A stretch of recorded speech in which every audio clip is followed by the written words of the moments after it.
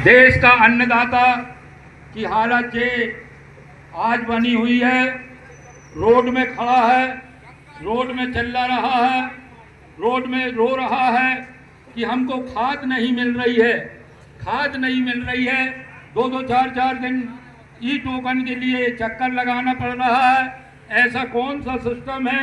और जिसके ई टोकन भी बन जाते हैं उनकी ए टोकन की तारीख भी निकल जाती है और फिर से दोबारा उनको ई टोकन बनवाना पड़ता है। इसके लिए मैं चाहूँगा हमारे नायब साहब से कि इसके बारे में हमने जो आवेदन दिया था उसके बारे में, और हमको आप संतोषजनक जवाब अभी तक क्या कार्रवाई हुई और हमारा संतोषजनक इसका और आगे के लिए भी और सुधार किया जाए ताकि हमारे किसान चक्कर न लगाना पड़े।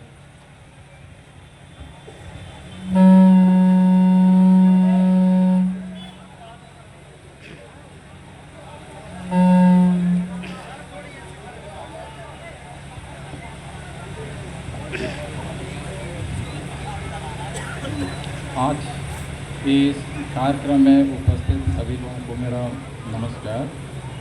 ये आप लोगों के द्वारा 6 तारीख को जो ज्ञापन दिया गया था, 6 तारीख के ज्ञापन के ही दिन मेरे द्वारा कुछ प्रयास किया गया था आप लोगों के आवेदन के आधार पर। तो स्थानीय कुछ समस्याएं थी, तो स्थानीय समस्याएं तो हम सुलझा लिए और नामांतरण बंटवारा कुछ अर्जी निवेश से संबंधित था। और जो टोकन वाली बात है, तो टोकन वाली बात अभी मैं ग्रामीण कृषि विस्तार अधिकारी से अभी बात किया तो उनके द्वारा बताया कि पर्याप्त मात्रा में हमारे यहाँ खाद बीज है, सभी प्राइवेट दुकानों में भी है और सरकारी दुकानों में भी है।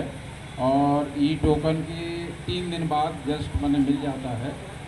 सिर्फ सर्वर जो टेक्निकोलॉजी है जो मैंने समस्या, तो उसके कारण मैंने कभी लेट हो जाता है। बाकी भरपूर मात्रा में खाद है, सब लोगों को मिल जाएगा, कोई दिक्कत नहीं। और बाकी हम लोग तो हैं, अगर जिस किसी को कोई समस्या आती है उसके लिए हम हैं।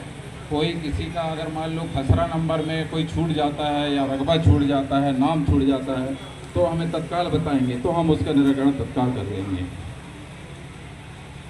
बस। और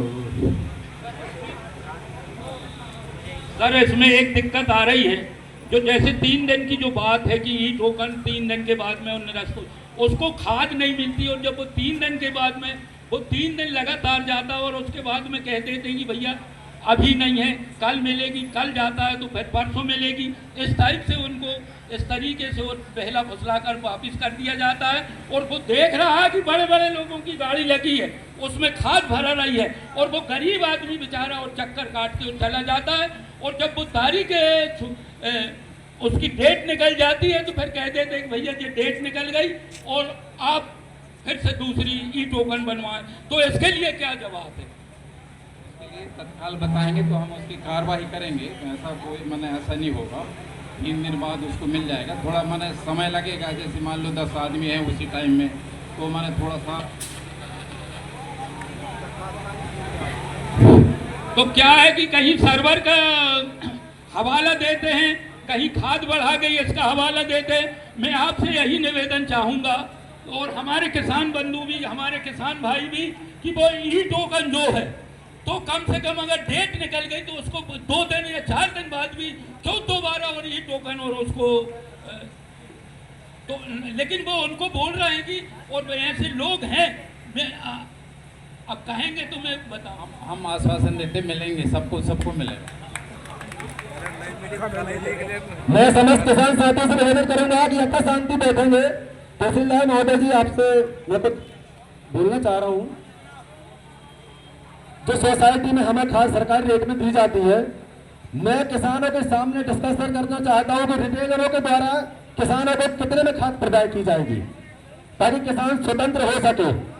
उल्टे सीधे दावों में हमारे किसानों को यूरिया DAP दी जाती है। मैं निवेदन करना चाहूंगा कि हमें सरकारी रेट में रिटेलरों से भी दिया जाएगा या फिर रेट बढ़ाकर दिया जाएगा। सरकारी रेट में ही मिलेगा खाद फूस।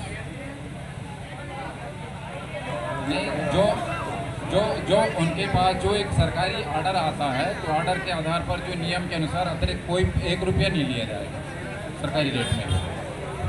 समस्त किसान साथी, आप सबने सुना है हमारे न्याय दंड अधिकारी विकासखंड धनौरा सम्मानित घुरे जी के द्वारा बताया गया है कि दुकानदारों के पास से भी अगर हम डीएपी यूरिया लेते हैं तो ये सरकारी रेट में प्रदाय किया जाएगा। और अगर इसमें प्रमाण मिला, इसमें अगर प्रमाण मिला कि कोई दुकानदार उसको 100 रुपया 50 रुपया बढ़ा के दे रहा है तो तहसीलदार महोदय उसका लाइसेंस तुरंत रद्द करेंगे और उसको जिंदगी भर लाइसेंस नहीं देंगे। ये निवेदन करना चाहते हैं, इस बात की गारंटी देंगे आप। तब दुकानदारों को समझ में आएगा कि हम किसानों को कितना लूटा जाए और कितना छोड़ा जाए।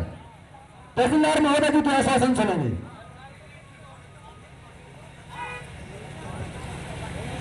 जो सरकारी रेट है, जो उनके जो खाद्य विभाग का खाद्य अधिनियम है उसी के अनुसार माने आपको खाद मिलेगा और सबको मिलेगा, कोई दिक्कत नहीं। लाइसेंस रद्द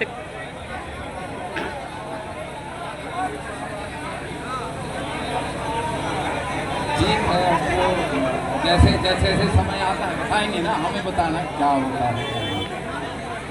और सर मैं और निवेदन करना चाहूंगा, यथा शांति सुने, आपके सहयोग की बात है, आपके सहयोग की बात है। मैं निवेदन कर रहा हूं आपसे।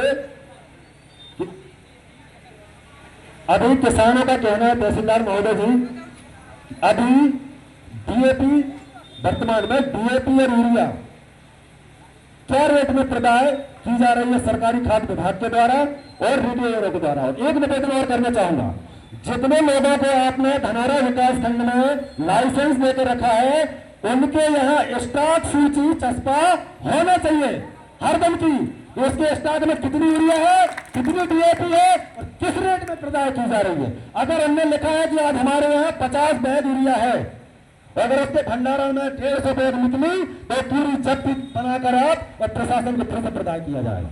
मैं निवेदन करना चाहूंगा, क्योंकि किसानों को गुमराह किया जाता है, अपने भंडारण में उसको सेफ रखा जाता है और जब यहाँ यूरिया की कमी आती है उसको कम रेट में प्रदाय किया जाता है। सही बात है कि नहीं? इसलिए आपसे निवेदन करना चाहूंगा कि हर दुकानदार के दुकान के बाहर रेट सूची चस्पा होना चाहिए। किसान को हर दिन पता होना चाहिए कि इस दुकानदार के पास आज कितनी यूरिया है और कल कितनी रहेगी, ये निर्धारित होना चाहिए सर। सभी दुकान में हम रेट लिस्ट लगवा देंगे, कोई चिंता की बात है नहीं। तो सर कल से हो जाएगा। हेलो, एक समस्या अभी आप सर बताए कि सभी रिटेलर या गोदाम में सहकारिता में यूरिया डीएपी पर्याप्त मात्रा में है।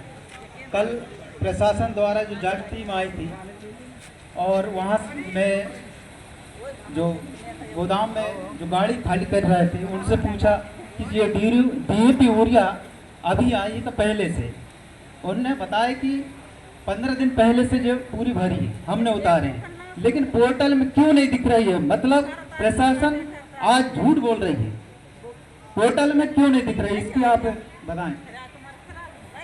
पोर्टल में नहीं दिख रहा है वो तकनीकी समस्या है, मेरे से भी नहीं बनता है पोर्टल वोटल वाला काम, तो जैसा बताते हैं वैसा मैं जानता हूँ।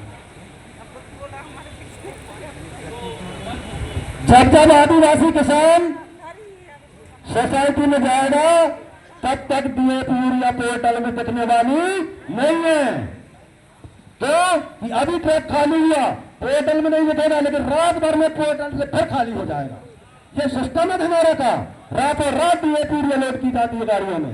ये हमारे किसान लोगों देखे जिनकी चप्पल घिस गई वो आज रोड में बैठे हैं, बाकी माल बाजार लोग कोई दिख रहे हैं नहीं दिख रहे हैं। ये हमारी मजबूरी है किसानों की, और सिर्फ आदिवासी किसानों की मजबूरी है।